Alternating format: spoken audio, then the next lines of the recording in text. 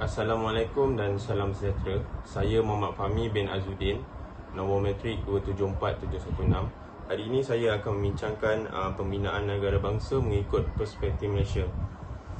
Negara bangsa mempunyai 3 komponen asas. Yang pertama, negara merujuk kepada wilayah kewujudan kelompok manusia. Yang kedua adalah individu, menunjuk kepada manusia. Yang ketiga adalah bangsa, merujuk kepada satu kesatuan manusia yang hidup dalam sesebuah negara. Definisi kenegaraan Malaysia, bidang ilmu yang dibentuk khusus untuk mewujudkan rasa jati diri Malaysia sekaligus melahirkan warga negara yang baik dan bertanggungjawab. Negara bangsa mengandungi 2 komponen utama, iaitu negara merujuk kepada wilayah kewujudan kelompok manusia sebagai unit politik, mempunyai kedaulatan dan kuasa menjalankan pemerintahan dan pentadbiran sendiri. Elemen dan unsur utama negara: penduduk, sempadan, kerajaan dan kedaulatan. Manakala bangsa, satu kesatuan kumpulan manusia tertentu yang hidup dalam sesebuah negara yang diikat beberapa ciri persamaan seperti keturunan, unsur-unsur jasmani, politik, sosial dan kebudayaan. Contohnya orang Melayu yang mengamalkan bahasa Melayu, budaya Melayu, agama, adat istiadat yang sama, dikenal sebagai bangsa Melayu. Manusia yang hidup dalam keadaan terintegrasi tanpa perbezaan yang besar dianggap sebagai satu bangsa. Hindar unsur tidak puas hati, hasad dengki, prasangka yang boleh bawa konflik perkauman yang merugikan negara. 3 syarat asas utama kewujudan negara bangsa: masyarakat yang bersatu padu tanpa fahaman perkauman, tidak dipisahkan oleh fahaman perkauman yang sempit seperti kedaerahan, kepercayaan, bahasa, budaya, pekerjaan, tempat tinggal dan lain-lain yang boleh membawa kepada perpecahan. Yang kedua, berpegang kepada ideologi demokrasi liberal. Rakyat harus faham politik yang sama bagi mengelak kepincangan politik yang boleh memudaratkan rakyat dan negara. Demokrasi sebagai fahaman politik yang harus dipegang untuk mencapai sebarang matlamat politik. Dan yang ketiga, kepercayaan dan pemerintahan dan undang-undang negara. Rakyat mesti percaya dan yakin bahawa sistem pemerintahan dan undang-undang negara mampu memberi perlindungan dan keadilan kepada mereka. Kekal tenteram, elak huru-hara.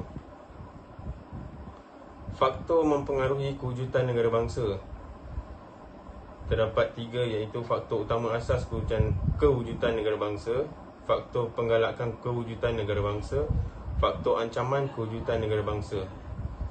Faktor asas kewujudan negara bangsa untuk nasionalisme, semangat cintakan tanah air, berusaha jaga kedaulatan, memajukan pertahanan maruah, semua kaum bertindak demi kepentingan nasional sebagai sebuah negara bangsa yang bukan anti perkauman.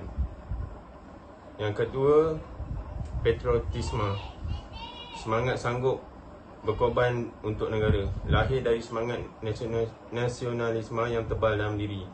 Waktu aman, tidak biar negara mundur, usaha untuk majukan negara. Apabila perang, mereka sanggup untuk menggadai nyawa untuk negara. Yang ketiga, integrasi kaum dan wilayah, iaitu asas kukuh perpaduan dan penyatuan masyarakat. Tidak harus wujud pengenalan kaum ataupun bangsa, yang lebih mengutamakan matlamat kebangsaan. Contohnya kaum Melayu, Cina, India sepatutnya bangga dikenali sebagai bangsa Malaysia, bukan pengenalan ikut kaum masing-masing.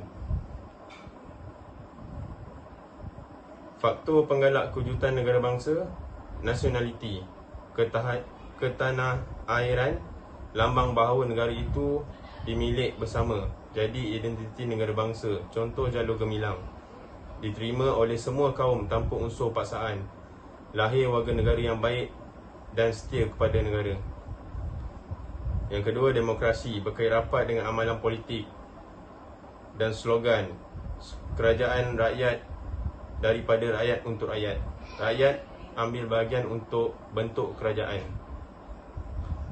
Faktor ancaman kewujudan negara bangsa: globalisme, dunia tanpa sepadan, faktor ledakan teknologi maklumat, ancaman pada negara bangsa,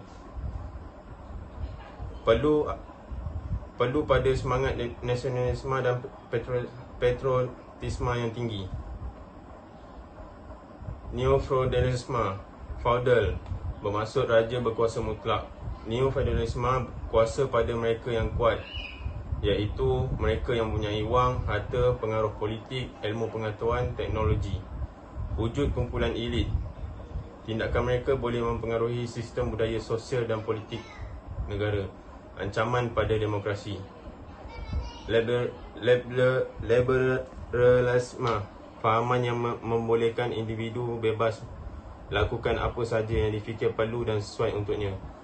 Wujud sikap tamak, materialistik, penting diri, kepentingan nasional terabai, ancam usaha pembentukan negara bangsa. Pluralisme, kepelbagaian kaum, wujud kerana dasar pecahan Perintah Inggeris. Jurang perbezaan perlu dihapuskan, dikurangkan untuk wujud satu rupa bangsa. Yang kelima, kepelbagaian kebudayaan. Kepelbagaian kaum, wujud pelbagai budaya. Perlu pupuk satu budaya kebangsaan sebagai budaya bersama bentuk identiti nasional. Budaya Melayu, jasa teras, budaya lain yang sesuai boleh diterima. Kesanggupan kaum lain terima penentu kejayaan bentuk negara bangsa. Proses pembinaan negara bangsa terdapat 4, iaitu bina negara, bina bangsa, penyertaan rakyat, pengagihan nilai dalam masyarakat. Ini penting untuk sesebuah negara bagi membina negara bangsa. Sejarah yang boleh kita ambil adalah sejarah boleh menjamin kestabilan politik dan sosial, bangkit rasa kepercayaan pada negara. Contoh, orang bukan Melayu dengan lapang dada akan terima Malaysia sebagai negaranya. Jika tahu pengorbanan orang Melayu dan UMNO masa pilihan raya 1955, hakikatnya orang Melayu boleh menang pilihan raya tanpa perlu bekerjasama dengan MCA dan MIC kerana majoriti pengundi masa itu adalah Melayu. Harus berterima kasih kerana orang Melayu sanggup berkongsi kuasa. Orang Melayu pula tidak harus menafikan kewujudan masyarakat lain yang telah turut sama menyumbang kepada kemajuan dan kemakmuran negara sehingga ke hari ini. Toleransi mesti jadi kunci utama yang dipegang oleh semua kaum di Malaysia untuk menjamin perpaduan dan keharmonian kaum. Jadi petikan yang saya ambil daripada wacana Sinar Harian, iaitu bersama Majlis Pemerintah Negara, berjudul Pengucapan dan Jenayah Kebencian. Ini ada berkenaan dengan negara bangsa, di mana satu bangsa ataupun satu kaum itu boleh dimanipulasikan oleh sesetengah individu jika mereka masih kurang tentang ilmu negara bangsa ataupun sejarah. Yang sekarang ini kita boleh lihat ahli-ahli politik, menteri-menteri banyak lebih membincangkan soal ekonomi, urus takbir negara.